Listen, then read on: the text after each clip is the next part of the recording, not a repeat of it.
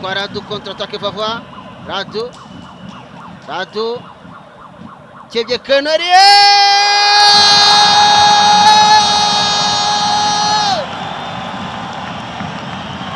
Salpong Michael Pira shira kumutwe kumunota 14 anyaganya surushundura Centre Nzizaria itanzwe n'umusore Radu, umusore nawe utanze assist ya gatanu azonakati ndakananye nkomeza nk'amaka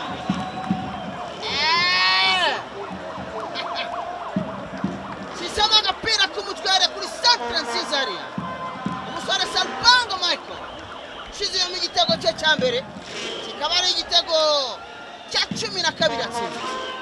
Niko bimeze. Salpong Michael akaba ahagurukije abafana ba Rayon Sport, igitego cye cya mbere gifungura amazamu. Huyo ni Salpong Michael ambaye amefunga bao. Aliyetoa pasi Iradukunda Radu ni assist yake ya 5 tangu msimu uanze.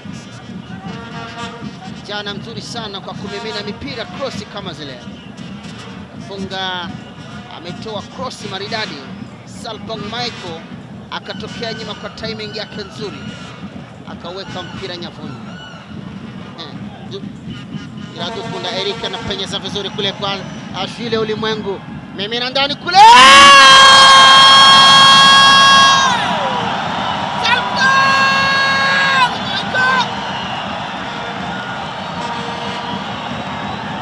Salpong Michael cheza vizuri sana, funga bao la pili.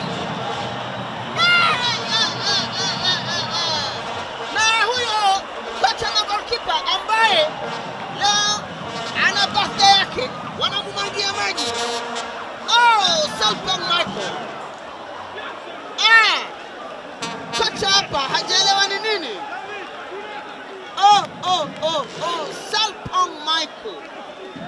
What a fabulous and a wonderful strike. Look at the cross.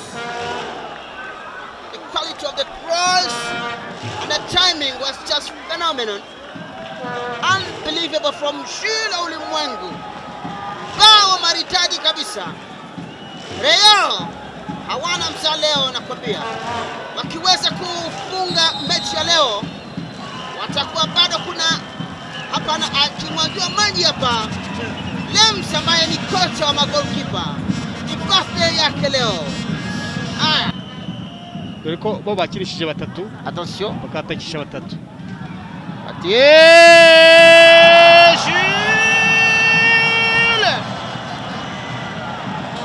Shile Ulimwengu ariya basubara bibasako yaraririye pira uterwa ariya Nesaria ashiramo igitego cya gatatu kibaye igitego cye cya 15 ankanye nukuvuga saison ishize meilleur buteur afite ibitego 15 wenda Rusanze Jean Claude yasigaye imikino anga baracyafite n'umwanya n'igihe cyo gukina bashaka no kurenza ibyo bitego ukurikije imikino isigaye baracyasigaye imikino 5 pira hariya avuyemo igitego abafana nabo barahaguruka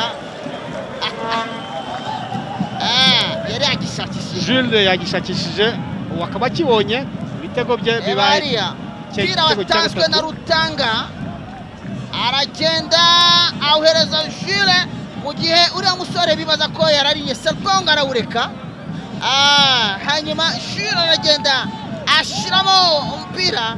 Iyi pase ya Rutanga ikaba ari assist ya 6 atanze. Neza cyane. Ulimwengu penyeza vizuri, amefanywa foul lakini refa anasema twende yatari kule.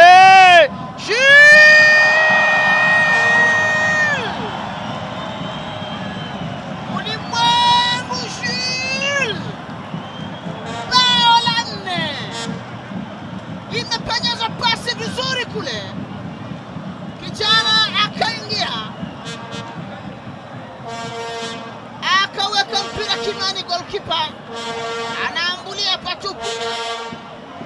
Shida Ulimwengu goli la 4 ikiwa ni bao la pili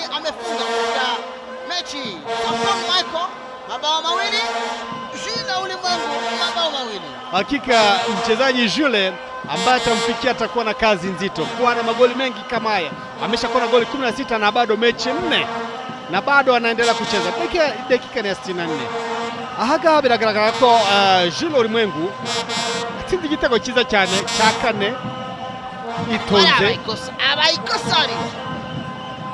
Abayikosa ku musore Fabrice. Uri musifuzi wakati niwe akagombye kuba yabibonye hakiri kare nabi Chambade. Yahise aba avantage. Ubundi avantage yitanga ari nk'umukinnyi wa Rayon wakorewe bavunanye, ariko igitego cyamaze kwandikwa tayari ntabwo bagisubiza inyuma. Ni mu gitego 16. Ikosa ku munota 64 ryabari impamvu ubona n'umusi umutoza hano arakara. Mewi Gura ifatabuguzi rikunogeye aho uri hose mu gihugu ukoresheje MTN Mobile Money, Tigo Cash, Airtel Money cyangwa ugana abaduhagarariye mu gihugu hose.